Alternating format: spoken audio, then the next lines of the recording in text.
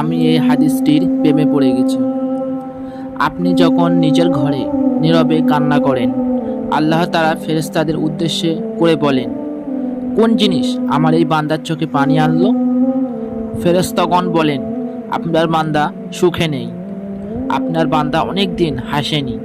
এই বলে ফেরেশতাগণ কান্না করতে থাকেন এবং আল্লাহকে বলেন, হে আমার রব, আপনি জানেন আপনার এই বান্দার হৃদয়ে কি রয়েছে, অতএব আপনি তার জন্য সবকিছু সহজ করে দিন। আল্লাহ বলেন, আমার এই বান্দা এমন কিছু জীবন থেকে হারিয়ে ফেলেছে যা সে অধিক ভালোবাসে ছিল।